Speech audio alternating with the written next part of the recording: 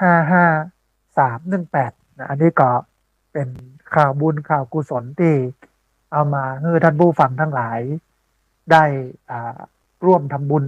แล้วก็ได้ร่วมอนุโมทนาบุญกันนะฮะท่านผู้ฟังเวลาเราเหลืออยู่ประมาณสัก30 นาทีก็ในท้ายรายการก็จะเปิดสายให้ท่านผู้ฟังที่ฟังอยู่ทางบ้านได้โทรเข้ามาร่วมเอ่ยกันโทรเข้ามาร่วมแสดงความเห็นกันนะฮะ ในวันนี้เนี่ยท่านผู้ฟังนอกจากจะอู้เรื่องของสิ่งแวดล้อมที่มันดูเหมือนว่าจะวิกฤตขึ้นนะฮะก็ที่จริงก็เป็นย้อนฝีมือมนุษย์เนี่ยที่ปล่อยก๊าซเรือนกระจก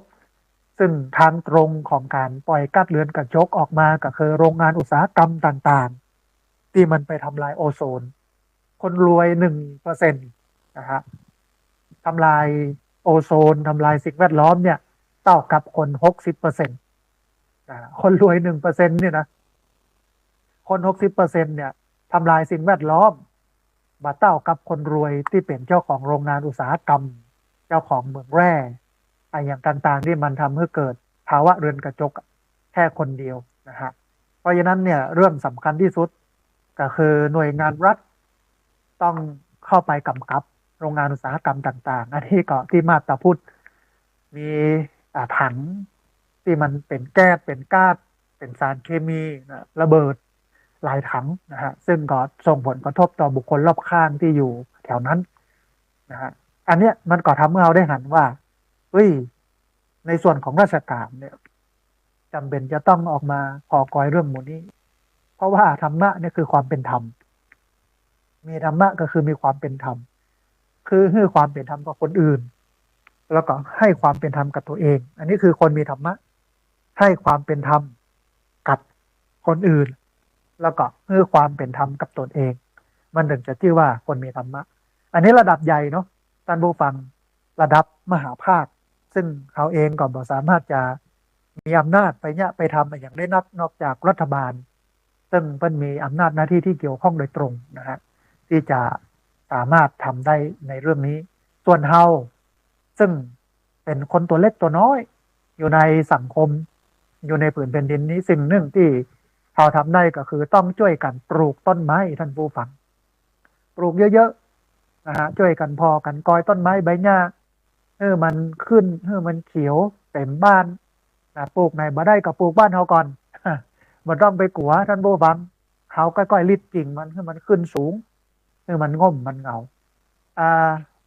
ผู้ในรายการวันอังคารที่แล้วโยมหลายคนมันก็โทรเข้ามาว่าวิธีการหนึ่งที่เขาพอทำได้ก็คือปลูกต้นไม้เยอะๆแล้วก็เวลาหน้าร้อนเนี่ยเขาอยู่ใต้ต้นไม้มันร่มมันเย็นมันสบายมันบ่มีผลกระทบนะฮะอันนี้คือส่วนหนึ่งที่ทำได้สองในส่วนของการลดควันจากรถยนต์นะฮะถ้าไปไหนเนี่ยถ้าไปด้วยกันเป็นโมแต่ที่จะเอารถไปคนละกันเนี่ยมันก็จะทำให้ภาวะเรือนกระจกที่จะไปทำลายโอโซนของสิ่งแวดล้อมเนี่ยมันลดลงนะฮะกิจกรรมต่างๆที่เราทำเนี่ยในห้องถ้าเข้าไปแล้วมันเย็นอยู่เปิดหน้าต่างแล้วลมมันเข้าอยู่อย่างเจ้านี้ฝนตกแต่คืนเนี่ยตอนนี้มันก็พอเย็นบ่พอร้อนหรือว่าตอนเช้าจนถึงเที่ยงอาจจะบ่ต้องเปิดแอร์บ่ต้องเปิดเครื่องทำความเย็นแต่ว่าถ้าตอนบ่ายถ้ามันร้อนก็เปิดกิจกรรมเราเนี้ยเป็นกิจกรรมที่ลดภาวะโลกร้อนลดภาวะเรือนกระจกลดเหตุที่ไปก่อให้เกิดภาวะเรือนกระจกซึ่งมันทำให้เราร้อนอาตมาภาพเชื่อว่าปีต่อไปอุณหภูมิคงจะพุ่งสูงขึ้นก็ใครจะไปเชื่อว่าประเทศฟิลิปปินส์หรือว่าประเทศอินโดนีเซียเนี่ยอุณหภูมิพุ่งสูงขึ้นจนถึง50 องศาเซลเซียสมีปีก่อนๆจำได้ที่ประเทศอินเดียท่านผู้ฟังหน้าร้อนเนี่ยคนตายกันเป็นพันโดยเฉพาะอากาศที่มันร้อนอุณหภูมิที่มันพุ่งสูงขึ้นเพราะฉะนั้นเราต้องมากึดกันเรื่องนี้อาตมาภาพมองว่าโอ้ยมันต้องเป็นวาระแห่งชาติมันต้องเป็นวาระที่รัฐบาลตั้งแต่นายกรัฐมนตรีข้าราชการการเมืองข้าราชการประจำระดับสูงต้องลุกต้องตื่นออกมาเพื่อสร้างความสมดุลสร้างความเป็นธรรมให้กับโลกนี้นะฮะ มันก็น่ากลัวนะสำหรับคนที่ทำข้าวโพดอาหารเลี้ยงสัตว์มันก็เป็นส่วนที่สำคัญที่สุดในการทำลายป่าแต่ก็ต้องหันใจเขาส่วนหนึ่งว่าบอกว่าจะแย่อย่างนะฮะบอกว่าแย่อย่างใดก็แย่อย่างเงี้ยนะมันเป็นอย่างเงี้ยมีที่หนึ่ง ที่อำเภอสันติสุขจังหวัดน่านอาจารย์พระครูสุจินต์นันทกิจเจ้าอาวาสวัดโป่งคำเจ้าคณะอำเภอสันติสุขจังหวัดน่านเปิ้ลก็พยายามรณรงค์นะโครงการของเปิ้ลก็คือสวมหมวกให้ภูเขาสวมรองเท้าให้ตีนดอยนะสวมหมวกให้ภูเขาสวมรองเท้าให้ตีนดอยมันเป็นโครงการที่ดีมากแกพยายามจะลดการปลูกข้าวโพดของชาวบ้านอ่านมาปลูกพักปลูกอะไรอย่างต่างๆแล้วก็รับซื้อนะฮะส่งห้างสรรพสินค้าโน่นนี้นั้นนะฮะมันไปตามระบบของมันได้ อันนี้ก็เป็นอันหนึ่งที่เอาหันว่าคนก็ลุกขึ้นมาทำแต่ว่าวันนี้เรายังบหันท่าทีของรัฐบาลแต่ที่เอาจริงเอาจังกับเรื่องอย่างเงี้ยนะฮะเพื่อเรานั้นได้อยู่บนโลกนี้เหมือนมีอันหนึ่งที่เป็นเรื่องที่น่ากังวลที่จริงนักวิทยาศาสตร์นักภูมิศาสตร์นักประวัติศาสตร์มันก็อู้กันมาเมินแล้วนะฮะอาตมาก็ฟังเรื่องนี้มาเมินก็คือว่ากรุงเทพมหานครซึ่งเป็นประเทศเป็นอันจังหวัดที่อยู่ติดกับทะเลเนี่ยมีความเป็นไปได้สูงแห่งประมาณ20 ปีข้างหน้าจะจมทะเลเพราะว่าวันนี้น้ำแข็งจากขั้วโลกเหนือมันเริ่มละลายด้วยอากาศที่มันร้อนนะฮะด้วยภาวะโลกร้อนเนี่ยทำให้น้ำแข็งขั้วโลกเหนือมันละลายทีนี้เมื่อมันละลายแล้วเนี่ยมันก็ทำให้น้ำมีเยอะขึ้นเมื่อก่อนน้ำก็มีเยอะแต่ว่ามันอยู่ในรูปแบบของน้ำแข็งมันก็มาสามารถที่จะมีอิทธิพลอย่างนักกับโลกแต่พอโลกร้อนมากขึ้นมันก็ทำให้น้ำแข็งละลายเมื่อน้ำแข็งซึ่งอยู่ในทะเลเนี่ยทางโค้โลกเหนือของประเทศของโลกเนี่ยมันละลายมันก็จะทำให้ปริมาณของน้ำนั้นเพิ่มขึ้นทำให้ท่วมเข้าไปในพื้นแผ่นดินที่บ้านจองที่อยู่ใกล้ทะเลนะฮะกรุงเทพมหานครก็เสี่ยงอันเนี้ยถ้าเราผ่านวิกฤตหมู่นี้แล้วเขาลุกขึ้นมาช่วยกันป้องกันช่วยกันแก้ไขเนี่ยมันจะทำให้เรานั้นอยู่ได้บนโลกนี้อย่างมีความสุขนะฮะทีนี้ท่านผู้ฟังเกริ่นไว้เป็นเบื้องต้นถึงเรื่องนี้แล้วก็เข้ามาสู่เนื้อหาสาระของเราวันนี้จะอู้ถึงเรื่องของไตรลักษณ์ท่านผู้ฟังซึ่งก็ถือว่าเป็นธรรมะที่สำคัญของพระพุทธศาสนาปอกันกับธรรมเทศนากันแรกที่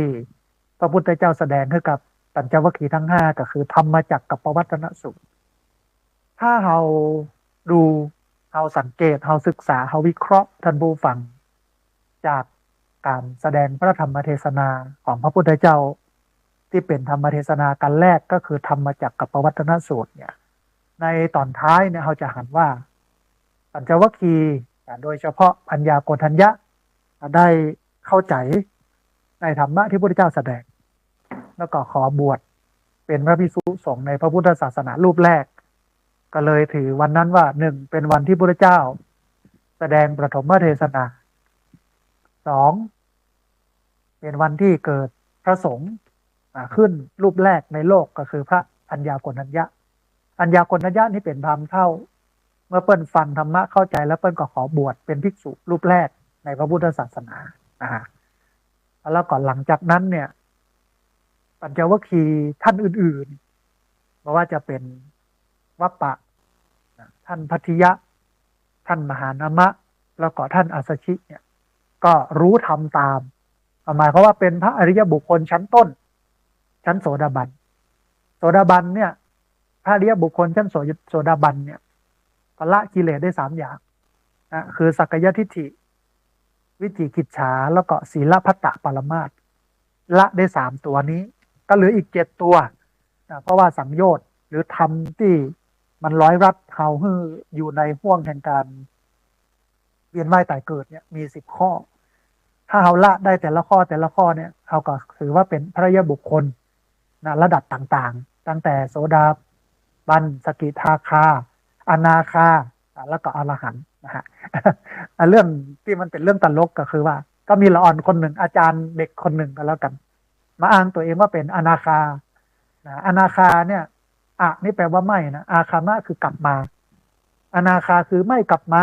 คือไม่กลับมาเกิดเป็นมนุษย์อีกแล้วเปิ้ลก็จะอยู่บนสวรรค์ชั้นสุทาวาสชั้นพรหมนะฮะเปิ้ลก็ตายตั้งนั้นแล้วก็เป็นพระอรหันต์ตรงนั้นเปิ้ลไม่กลับมาเกิด เพราะว่าตามชื่อแปลว่าไม่อาคามะคือกลับมาไม่กลับมานะแปลว่า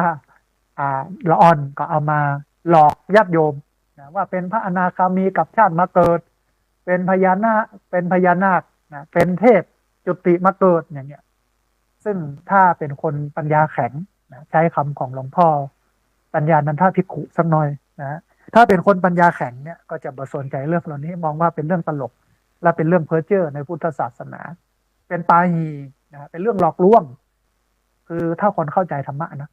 แต่ถ้าบ่เข้าใจนะก็หลงไหลไปกับเปิ้ลเดินโดนเปิ้ลจุอย่างใดกับไปอย่างนั้นนะแต่ว่ามีเยอะนะฮะมีเยอะนะอันนี้ก็เป็นอันหนึ่งที่ทำเมื่อเราได้หันว่า วันเนี้ยพุทธศาสนามันยังไม่เข้าถึงคนมันเป็นสิ่งที่พระต้องมาคิดว่าจะทำยังไงพระพุทธศาสนาเข้าถึงคนเบื้องต้นอย่างน้อยเนี่ยก็ต้องมาเรียนรู้กันก่อนนะฮะว่าพุทธศาสนาสอนอะไรไม่สอนอะไรอย่างวันเนี้ยคุยเรื่องของไตรลักษณ์ทำไมคุยถึงเรื่องไตรลักษณ์วันก่อนก็ไปแอลวัดหลวงพ่อเกษมสุสานไตรลักษณ์กลับไปกราบศพสรีระสังขารหลวงพ่อกลับไปกับลูกศิษย์ลูกศิษย์ก็ถามว่าสุสานไตรลักษณ์เนี่ยมีความหมายยังไงนะฮะอาตมาภาพก็มองว่ามันเป็นสัญลักษณ์ที่ยิ่งใหญ่นะย้อนไปในสมัยพุทธกาลปัญจวัคคีย์ทั้งห้าบรรลุธรรมเป็นพระยาบุคคลชั้นต้นชั้นโสดาบันยังไม่ได้เป็นพระอรหันต์เตื้อ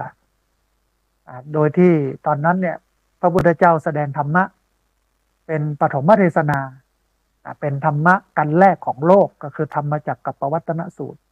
ที่อู้ถึงภาพรวมของศีลสมาธิปัญญาแล้วก็เน้นหนักโดยเฉพาะเรื่องของมรรคแปดและก็ไตรสิกขาไว้นะฮะแต่ว่าเมื่อปัญจวัคคีย์ทั้งห้าบรรลุธรรมหมดแล้วเป็นพระยบุคคลชั้นต้นหมดแล้วนะฮะก็พระเจ้าก็แสดงพระธรรมเทศนาอีกกันหนึ่งชื่อว่าอนัตตลักขณสูตรพระสูตรว่าด้วยความไม่มีตัวไม่มีตนหรือไม่ใช่ตัวไม่ใช่ตนเจาะลึกไปตั้งนี้เลยนะซึ่งตรงในส่วนของงานธรรมจักรกับปวัตตนสูตรเนี่ยมันก็เป็นเรื่องของงานไตรลักษณ์โดยตรงที่พูดถึงเรื่องของอนิจจังความไม่เที่ยงทุกขังความทนอยู่ในสภาพเดิมได้ยากอนัตตาความไม่ใช่ตัวไม่ใช่ตนไม่สามารถที่จะบังคับบัญชาได้นะฮะอันนี้พูดถึง3เรื่องนี้อนิจจังความไม่เที่ยงทุกขังทนอยู่ในสภาพเดิมได้ยากอนัตตาความไม่ใช่ตัวไม่ใช่ตนแล้วก็ไม่สามารถที่จะบังคับบัญชาได้พระเจ้าตรัสเรื่องไตรลักษณ์นี้ให้กับปัญจวัคคีย์ทั้งห้าซึ่งขณะนั้นเนี่ยเป็นพระยาบุคคลชั้นโสดาบันเมื่อฟังธรรมะอันนี้เสร็จก็คืออนัตตลักขณสูตรจบก็ทำให้พระปัญจวัคคีย์เหล่านั้นนะฮะก็บรรลุเป็นพระยาบุคคลชั้นอรหันต์ปัญจวัคคีย์บรรลุธรรมเป็นพระอรหันต์ได้ก็เพราะธรรมะที่ชื่อว่าอนัตตลักขณสูตรพระสูตรว่าด้วยความไม่มีตัวไม่มีตนไม่ใช่ตัวไม่ใช่ตนธรรมจักรกับปวัตตนสูตรก็สำคัญระดับหนึ่งที่ทำให้คนเข้าใจพุทธศาสนาในขั้นพื้นฐานแต่ว่าที่มันเป็นหัวใจท่านผู้ฟังก็คืออนัตตลักขณสูตรมันทำให้ปัญจวัคคีย์ทั้ง5ตอนนั้นเป็นพระยาบุคคลชั้นโสดาบันเนี่ยบรรลุธรรม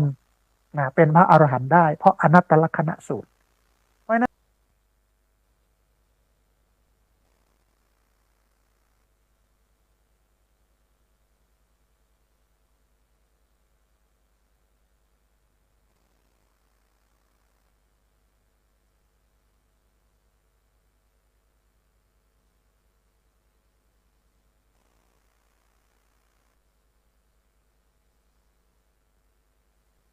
เอามาเป็นสัญลักษณ์แทนตัวเราเวลามีงานศพโดยเฉพาะตอนจะจูงศพเข้าไปเหี่ยว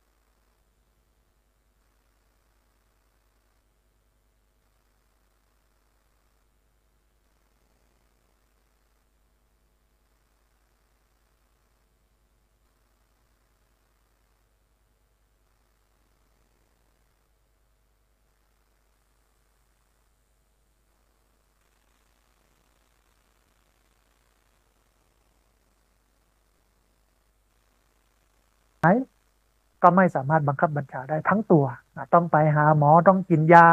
ต้องไปบีบไปนวดบังคับเป็นห้องบำบัดมาให้มันปวดมันเจ็บนะฮะแข้งขาของเขาก็เหมือนกันนะแม้แต่ใจของเราเนาะที่มันอยู่ในทรวงอกของเขาเนี่ยเวลามันเศร้าอ่ะท่านผู้ฟังเวลามันดิ่งลงเนี่ยมันเศร้ามองเนี่ยมันก็อ่าคนน้องว่าบังคับบัญชามันให้มันตื่นขึ้นมา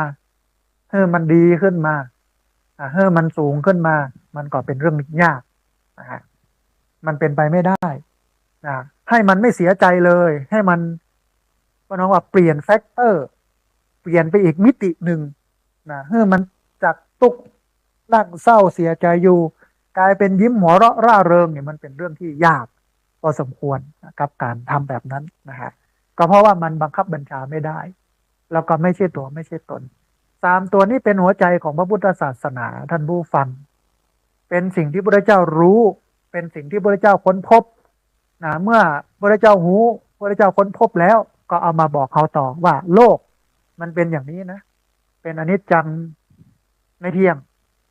ทุกขังทนอยู่ในสภาพเดิมได้ยากอนัตตาไม่ใช่ตัวไม่ใช่ตน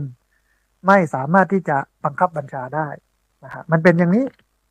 มันเป็นอย่างนี้โลกเป็นอย่างนี้เพราะนั้นเมื่อโลกเป็นอย่างนี้แล้วสิ่งที่เราควรทำก็คือการไม่ไปยึดติดถ้าเรายึดติดเราจะทุกข์นะฮะที่มันทุกข์เพราะว่าเราไม่ได้มองโลกตามความเป็นจริงหมายความว่าไม่ได้มองโลกให้เห็นเป็นอนิจจังมันไม่เที่ยงมาได้มองโลกเพื่อหันเป็นทุกขังคือทนอยู่ในสภาพเดิมได้ยากมาได้มองโลกเพื่อหันเป็นอนัตตาก็คือความไม่ใช่ตัวไม่ใช่ตนไม่สามารถที่จะบังคับบัญชาได้แต่เรามองโลกตามที่เราอยากจะให้มันเป็นคนนี้ต้องเป็นอย่างอี้คนนี้น่าจะอู้อย่างนั้นคนนั้นน่าจะเป็นอย่างอี้คนนี้น่าจะเป็นอย่างอั้นนี่คือมองโลกตามที่เราอยากจะให้มันเป็นแต่ท่านผู้ฟัง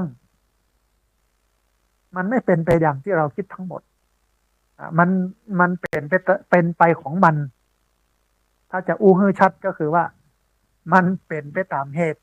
ตามปัจจัยของมันบ่ได้เป็นดังใจเฮาเมื่อมันบ่ได้เป็นดังใจของเขาตุกแล้วแต่ถ้าปล่อยเขามองว่าเป็นอย่างนั้นมันต้องเป็นอย่างนั้นใช้คำว่าตาทตาคือเป็นเช่นนั้นเองเข้าใจโลกเข้าใจความเป็นไปของโลกความเป็นจริงของโลกเขาก็จะมาตุกเพราะเขาเข้าใจโลกเพราะว่าเขามองโลกตามความเป็นจริงไม่ได้มองโลกตามที่เราอยากจะให้มันเป็นของพุทธศาสนาเมื่อเขามองอย่างนี้เขาก็นำไปสู่การปล่อยวางบ่ยึดบ่ถือตามกรรมที่บัณฑิตตามคำที่นักปราชญ์เป็นว่าไว้ว่ายึดไว้ก็หนักตักไว้ก็ทุกข์ปล่อยวางว่างเว้นจึงเป็นสุขยึดไว้ก็หนักตักไว้ก็ทุกข์ปล่อยวางว่างเว้นจึงเป็นสุขหรือหลักการง่ายๆแห่งอันหนึ่งสำหรับการใช้ไตรลักษณ์แต่ไม่ใช่ไตรลักษณ์ใจไตรลักษณ์มันการใช้ไตรลักษณ์มาใช้ในชีวิตประจำวันก็คือเดี๋ยวมันก็ผ่านไปความสุขเข้ามาเราต้องคิดเสมอว่าความสุขเกิดขึ้นแล้วความสุขตั้งอยู่แล้วเดี๋ยวความสุขก็ดับไปความทุกข์เหมือนกันความทุกข์เกิดขึ้นแล้วความทุกข์ตั้งอยู่ในท้ายที่สุดความทุกข์ก็ดับไปเกิดขึ้นตั้งอยู่ดับไปเดี๋ยวมันก็เปลี่ยนแปลงเดี๋ยวมันก็ผ่านไปอันนี้คือธรรมะท่านผู้ฟังที่เราสามารถเอามาใช้ในชีวิตประจำวันคือพุทธศาสนามีแค่นี้จริงๆโดยหลักการนะแต่ปฏิบัติการเนี่ยก็ใช้มรรคแปดย่อลง3ก็คือไตรสิกขาไตรก็แปลว่า3สิกขาก็แปลว่าการเรียนรู้แปลว่าการฝึกฝน3ด้านมนุษย์ต้องฝึกฝน3ด้านถึงจะเห็นไตรลักษณ์เมื่อเห็นไตรลักษณ์ก็จะนำไปสู่การปล่อยวางเมื่อปล่อยวางแล้วก็จะไม่ทุกข์สาเหตุที่ทุกข์ก็เพราะว่ายึดถือที่ยึดถือเพราะว่าไม่รู้ว่าโลกเนี้ยมันมีการเกิด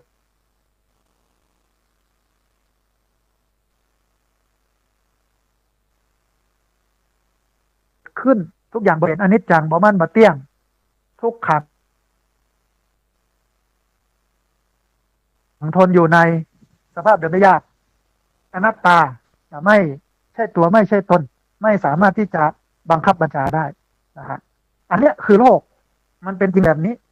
แล้วเราจะทำตัวขวางโลกทำไมเนาะมันความจริงของโลกมันเป็นแบบนี้เพราะฉะนั้นเราต้องใช้ชีวิตที่มันให้มันสอดคล้องกับโลกแต่พุทธศาสนาเนี่ยท่านผู้ฟังมีหลักปฏิบัติที่ทำให้ชีวิตเราเนี่ยมันสอดคล้องกับความเป็นไปของโลกแบบนี้นั่นก็คือไตรสิกขาการศึกษา3 อย่างอันแรกก็คือศีลอันที่2สมาธิอันที่3ปัญญาศีลก็เป็นการฝึกตัวเองไม่ให้เบียดเบียนตัวเองและไม่ให้เบียดเบียนคนอื่นมีเมตตาคือช่วยเหลือเกื้อกูลแบ่งปันอันนี้คือศีลสมาธิการตั้งใจมั่นการมีจิตใจแน่วแน่มั่นคงบ่หวั่นไหวบ่วอกแวกอันนี้คือสมาธิ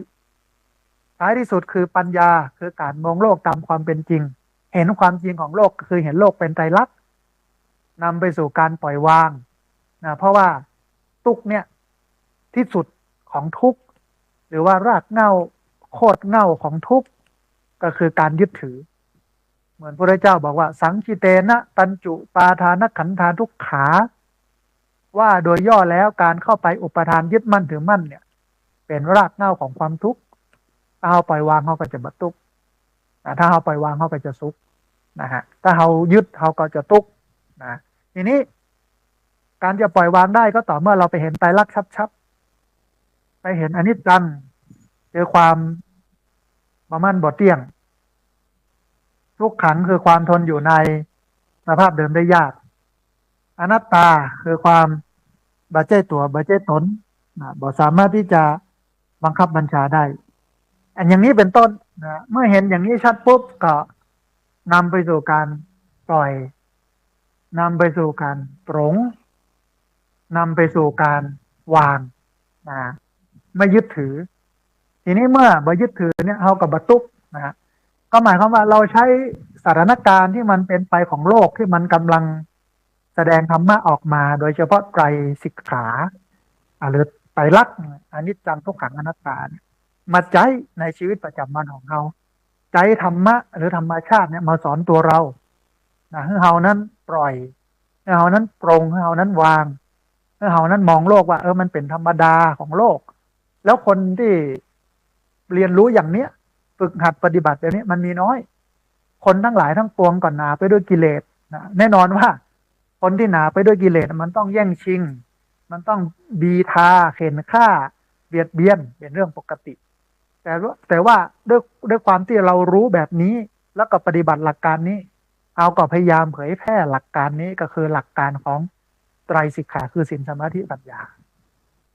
เป็นไปเพื่อการเห็นไตรลักษณ์ชัดเจนไปเพื่อการปล่อยวางเพราะเราเห็นไตรลักษณ์ชัดเจนแล้วเราก็จะปล่อยวางเมื่อปล่อยวางแล้วเราก็จะไม่ทุกข์นะฮะอันนี้คือหลักการของพระพุทธศาสนาท่านผู้ฟังที่นำเอามาฝากกับท่านผู้ฟังไว้ในวันนี้ในรายการธรรมะที่วัดนะฮะขณะนี้ท่านผู้ฟังกำลังติดตามรับฟังรายการธรรมะที่วัดอันเป็นรายการวิทยุเพื่อการเผยแผ่พระพุทธศาสนาส่งเสริมการศึกษาและพัฒนาสังคมรายการนี้รับผิดชอบโดยอาตมาภาพพระสาธิตศิระปัญโยผู้อำนวยการสถาบันธรรมาภิวัตรสถาบันเพื่อเผยแผ่พระพุทธศาสนาส่งเสริมการศึกษาและพัฒนาสังคมตั้งอยู่ณที่พักสงฆ์สถาบันธรรมาภิวัตรบ้านศพเตินตำบลศพปากอำเภอแม่เมาะจังหวัดลำปางรายการนี้ออกอากาศทุกวันเสาร์ตั้งแต่เวลา 8 โมงเมื่อเช้าถึง 9 โมงเมื่อเช้าผ่านทางสถานีวิทยุเพื่อการศึกษาวิทยาลัยสงฆ์นครลำปาง FM 106.50 เมกะเฮิรตซ์สถานีวิทยุคลื่นสีขาวเพื่อชาวประชา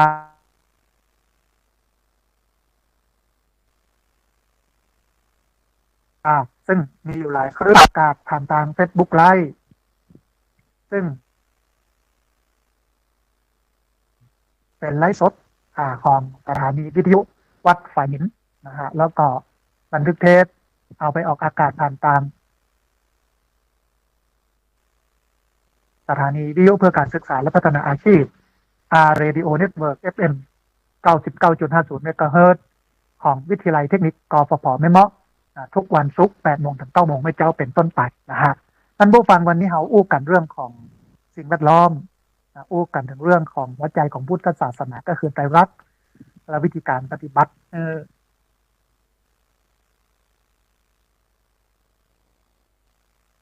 ไตรลักษณ์มันชัดเจนขึ้นแล้วก็นำไปสู่การปล่อยวางก็คือเรื่องของไตรสิกขานะฮะก็คิดว่าวันนี้ท่านผู้ฟังก็คงจะ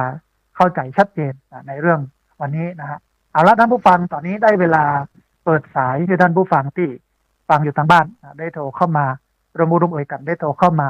ร่วมแสดงความคิดเห็นกันนะฮะเรียนเชิญเจริญพรท่านผู้ฟังโทรเข้ามาร่วมเอ่ยกันโทรเข้ามาร่วมแสดงความคิดเห็นกันที่เบอร์064-125-4122เบอร์064-125-4122นะฮะเรียนเชิญเจริญพรได้โทรเข้ามาร่วมเอ่ยกันได้โทรเข้ามาร่วมแสดงความคิดเห็นกันในเวลาประมาณสัก15 นาทีนะฮะที่เบอร์064-125-4122เบอร์064-125-4122นะฮะเรียนเชิญเจริญพรได้โทรเข้ามาร่วมเอ่ยกันได้โทรเข้ามาร่วมแสดงความคิดเห็นกันบอกว่าท่านผู้ฟังจะฟังกันนักกันน้อยแค่ไหนอย่างใดสัญญาณชัดเจนบ่ชัดเจนอย่างใดนะสภาพอากาศนะฮะเป็นอย่างไรพ้องนะโทรมา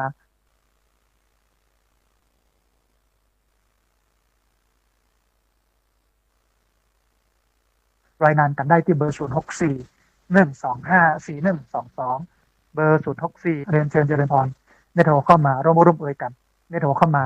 ร่วมแสดงความคิดเห็นกันนะฮะเวลาเหลือประมาณ10 นาทีพอดีมีสายเข้ามาสายหนึ่งเดี๋ยวครับสายนี้ก่อนเพิ่นจะว่าจะได้พ้องเจริญพรเจริญพรเจริญพรเจริญพรเจริญพรเสียงสายนี้บ่มีเสียงนะท่านผู้ฟังเจริญพรโทรเข้ามาแล้วก็ฟังทางโทรศัพท์เนาะหลีวิทยุน้อยหนึ่งเพื่อกันเสียงมันสะท้อนนะฮะที่เบอร์064-125-4122ตะกี้โทรเข้ามาสายหนึ่งแต่ไม่ได้ยินเสียงอู้นะฮะแต่โทรเข้ามาใหม่เนอะท่านผู้ฟังเนอะที่เบอร์064-125-4122เบอร์064-125-4122เรียนเชิญเจริญพรได้โทรเข้ามาร่วมเอ่ยกันโทรเข้ามาร่วมแสดงความคิดเห็นกันที่เบอร์064-125-4122เบอร์064-125-4122นะฮะเวลาเหลืออยู่นะท่านผู้ฟังเนอะพอดีมีสายเข้ามาสายหนึ่งเดี๋ยวครับสายนี้ก่อนเปิ้ลจะว่าอย่าได้พ้องนะฮะเจริญพรสาธุโยมแม่ฟังจากทางใดสาธุสัญญาณเป็นใดพ่องแม่วันนี้ชัดเจนดีเนาะสีติดดับบอกค่อยชัดเนาะแม่เนาะแต่พอฟังได้เนาะแม่เนาะสาธุอนุโมทนาบุญกับโยมแม่ที่ติดตามรับฟังแล้วก็โทรเข้ามาให้กำลังใจกันเนอะแม่เนอะนะสาธุสาธุอนุโมทนาสาธุนะฮะโยมแม่บอกว่าฟังพอได้อยู่แต่ว่าสัญญาณคือคักพอดีมีโยมเพิ่นโทรเข้ามาครับสายหนึ่งซึ่งเป็นสายที่ออกรายการนะฮะเพราะฉะนั้นเนี่ยมีเบอร์เดียวที่โทรได้ก็คือเบอร์064-125-4122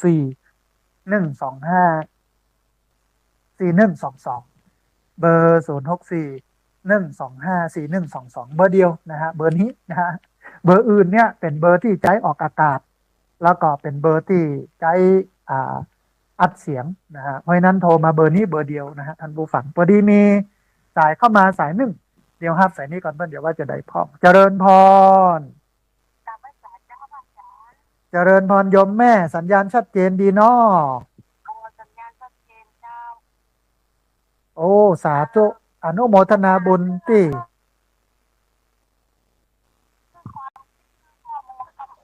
ที่คนจะนำไปคิดอะไรมากเลยป้าจ๋าเอาสาธุ เจ้าถ้ามีคนทำตามไม่ตามให้จ๋านู้แม่ว่าดีค่ะเดี๋ยวแม่ถามฟังนี่เจ้าโอ้จะไปลืมเนอะแม่เนอะมีทุกวันเสาร์8 โมงถึง 9 โมงวันอังคารตี 5 ถึง 7 โมงเนอะแม่เนอะเจ้าอ่าเดี๋ยวจะจดไว้เนาะเอาแล้วก็แม่จะร่วมทำบุญห้องน้ำกับให้จ๋าก็เดี๋ยวไม่เห็นได้ไหนตัวไปนะเจ้าได้แม่ได้หลังจากจบรายการแล้วก็โทรมาเนอะแม่เนอะเจ้าเจ้าสาธุอนุโมทนาบุญกับโยมแม่โทรเข้ามาสายที่2นะฮะแล้วก็จะร่วมทำบุญสร้างห้องน้ำตัวก็เรียนเชิญเจริญพรเนอะท่านใดจะร่วมทำบุญสร้างห้องน้ำปดตุกนะห้องปดตุกห้องสร้างสุขนะก็ได้มาร่วมทำบุญกันได้พอดีมีสายเข้ามาแถมสายหนึ่งเดี๋ยวฮับสายนี้ก่อนเปิ้ลจะว่าจะได้พ่อมเจริญพร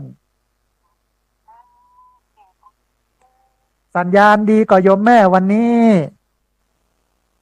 สัญญาสัญญาดีเอา มีภาพเก่งหลายเจ้าโอ้สาธุอนุโมทนาบุญกับโยมแม่ที่ติดตามรับฟังกันเนอะแม่เนอะเจ้าสาธุแม่สาธุเจริญพรอ่าโยมแม่สายที่3โทรมาให้กำลังใจกันบอกว่าสัญญาณชัดเจนดีเหลือเวลาแห่งประมาณ4-5 นาทีท่านผู้ฟังได้ที่เบอร์0641254122เบอร์0641254122เรียนเชิญเจริญพรได้โทรเข้ามาร่วมบุญร่วมเอ่ยกันโทรเข้ามาร่วมแสดงกำกึศความเห็นกันโทรเข้ามาให้กำลังใจกันนะฮะก็ถือว่าช่วงนี้เริ่มอากาศเริ่มดีขึ้นเริ่มเย็นขึ้นแต่ว่าระหว่างพายุท่านผู้ฟังถึงลมถึงฝนเนอะน่าจะแห้งอยู่ วันนี้มีสายเข้ามาสายหนึ่งเดี๋ยวฮับสายนี้ก่อนเพื่อนจะว่าจะได้พ้องเจริญพรสาธุโยมแม่สัญญาณชัดเจนดีเนาะโอ้มันหายค่ะเจ้าอ๋อมันขาดหายเนาะแม่เนาะอ่าแม่เจ้าแม่นี่เลยเดี๋ยวมันกลายบ้านหนองวันเจ้าเอาสาธุจำได้โยมแม่จำได้นะ เจ้าแม่กับกันโทรมันปกติจะมันมีสายนักเนาะพอดีเปิ้นโทรกันมาหลายต้องขอสุมาอาภัยกับโยมแม่ตัวเนอะเจ้าบอกเป็นยังอันนี้นี่ไม่ฟังแล้วเพราะว่าไหลขึ้นมันบอกให้ดีเจ้าอ๋อมันมีขึ้นที่ชัดอยู่แม่มันพอมีขึ้นที่ชัดอยู่ มันหายค่ะค่ะอ่าเดี๋ยวจะได้แจ้งให้เจ้าหน้าที่สถานีไปรับทราบเนาะแม่เนาะนะเจ้าตอนนี้ดีแล้วเขาเจ้าเคยบอกว่าอันออกอากาศออกว่าอันบางคนเป็นว่าคนเจ็บเขี้ยวจะกินอะไรอย่างโอ้มอย่างกับหายนะอันอมจักมากเลยผ่านสองคนเลยเด้อออกอากาศเลยเด้อตับหมากนี่เนาะแม่เนาะจักมากที่คนถ้าออกเยอะกว่ามันมากแล้วนะอ่าอ่าแล้วนะอ่ามันฟาดแล้วมันเจ้านี่หายเลยอ๋อมันเข้าไปช่วยมันไปช่วยฆ่าแมงเนาะแม่เนาะเจ้ามันฟาดแล้วมันมั่นแล้วนะประเด็นนี้นะเอาดีแม่ดีตับหมากนี่เนาะจักมากเอาลูกเอาไม่เจ้าเอาแบบเอาจักมากแล้วนะเคี้ยวอมมาหยุดฟาดแล้วชั่วโมง2 ชั่วโมงก็เอามากจังเอาอันนี้เป็นเทคนิคเนาะแม่เนาะเจ้าแล้วการมีท่านคนหนึ่งคนไข้หูว่าแทนแม่จ๋าเขาตนเองเนี่ยคนจะว่าอย่างไรแล้วคนมาไข้หูอ๋อเขาคนเดิมว่าหนังสือธรรมะจะมีทุกเล่มเลยได้แม่ได้นะเจ้าที่แทนแม่จ๋าตนเองแทนแม่จ๋าทั้งหลายนั่นนะเจ้าก็จะมีทุกเล่มเลยมันว่าอาหารสุกิโตมีทุกโหมีนั่นนะเจ้าเจ้าอันคนเข้าบางคนก็มาได้มันว่าคนออกอันคนโทรไปหาท่านวันนั้นนะโทรไปหาทำอะไรรายการอ๋อได้เดี๋ยวจะบอกนะอยู่แม่เนอะเจ้าออกอากาศเลยเนอะเจ้าได้เจริญพรนะก็มีเทคนิค2 เรื่องนะก็คือเรื่องเคี่ยวที่มันคอนก็เกี๊ยวตับหมากไว้สัก1 ชั่วโมง2 ชั่วโมงตอนเช้าตอนแรงก็ได้นะฮะ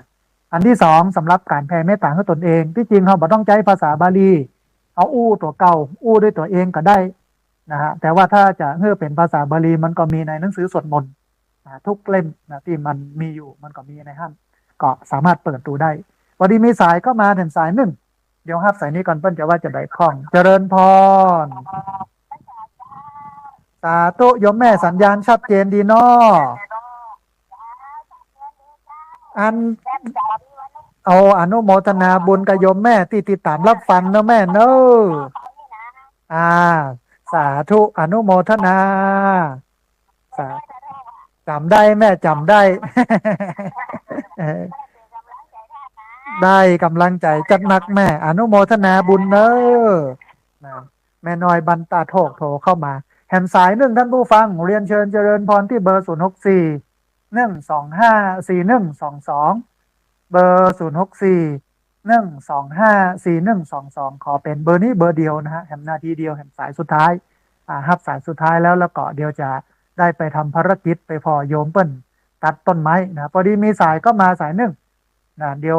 สายรุดไปคุณโยมโทรเข้ามาใหม่เนอะที่เบอร์064 125 4122เบอร์064 125 4122นะฮะเรียนเชิญเจริญพรได้โทรเข้ามารวมบุรวมเอ่ยกันโทรเข้ามาร่วมแสดงความคิดความเห็นกันในรายการธรรมาภิวัตรขอสายนี้เป็นสายสุดท้ายนะฮะพอดีมีสายเข้ามาเจริญพรสาธุโยมแม่สัญญาณชัดเจนดีเนาะโอ้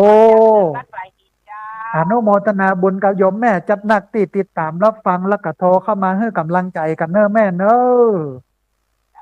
แม่ก็ขออนุโมทนาบุญกับพระอาจารย์ทำบุญอย่างแม่ก็ขออนุโมทนาบุญด้วยเนอะสาธุแม่สาธุเจริญพรสาธุมันมาใหญ่หลวงอ่ะว่าไอ้หลังคาห้องน้ำหลังแม่เปิดไว้เทศบาลมาตรวจสอบแล้วแล้วบอกเอาไว้ก่อนว่าจะมาซ่อมผู้แม่เมื่อใดจะมาทำผู้แม่เมื่อใดก็บอกมาเดี๋ยวเจ้าหน้าที่ที่เกี่ยวข้องได้ฟังกันอยู่กับช่วยกันห้องเด้อเพราะว่าช่วงนี้พายุเข้าแล้วแม่บอกว่าถ้ามีผู้ชาย3-5 คนก็ยกไว้เหมือนเดิมได้ลงไปแข็งอันนี้มาจาก2 คนเดี๋ยวจะเอาช่างมาแปลงเพื่อเอาไว้ก่อนเนอหลังคามันเหมือนไหนมันทิ้งหัวอยู่เจ้าข้างล่างแม่มาเป็นอย่างแม่เดี๋ยวอดทนสักกรรมถ้าเปิ้นมีเวลาเปิ้นถึงมาเนี่ยมาลุย แล้วก็ต้องระมัดระวังนะอาจจะมีมาแหมเนอะลมเนอะแม่เนอะนะโอ้เหมาะเลยจุ่มเย็นแบ่งมาลำปางห้องเนอะแม่บอกว่าไปลำปางจริงๆมันมาลำปางก่อนนะแล้วมันมายังไม่เพิ่งจะมาดอยสะเก็ดเมื่อคืนนี้ไปนั่งฟ้าผ่าอยู่เนาะมันตกมาบ้างเดี๋ยวมันหายไปก็นึกว่ามันจะอยู่ละแต่เดี๋ยวมันลงมาอีกเดี๋ยวหายไปเดี๋ยวลงมาอีกก็ไม่นับดูได้4-5ว่าจุ่มเย็นเป็นซุปแม่เอาละเวลาหมดแล้วแม่ตอนนี้ก่อนเนอะสาธุสาธุเจริญพรโยมแม่จากดอยสะเก็ดนะฮะก็ท่านผู้ฟังเวลาของรายการธรรมาภิวัตรวันนี้หมดลงแล้วเฮาปะกันแบบใหม่เนอะทุกวันเสาร์หน้า8 โมงถึง 9 โมงวันนี้อาตมาภาพต้องเอารายการนี้จากลาท่านผู้ฟังทั้งหลายไปก่อนกราบขอบพระคุณครูบาอาจารย์พระเถรานุเถระครูบาสังฆะทุกรูปอนุโมทนาบุญกับญาติโยมที่โทรเข้ามาญาติโยมที่ติดตามรับฟังแล้วก็ขอสุมาภัยกับญาติโยมที่โทรเข้ามาแล้วบ่ได้รับสายสัพพะพุทธานุภาเวนะด้วยเดชเดชะอนุภาพของพระพุทธเจ้าสัพพะธรรมานุภาเวนะด้วยเดชเดชะอนุภาพของพระธรรมเจ้าสัพพะสังฆานุภาเวนะด้วยเดชเดชะอนุภาพของพระสังฆเจ้าศรัทธาสุทธีพระวันตุเตขอความสุขความเจริญในธรรมจงบังเกิดมีแด่บรรดาศรัทธาสาธุชนทุกคนทุกท่านตลอดการเป็นนิจเทินเจริญพร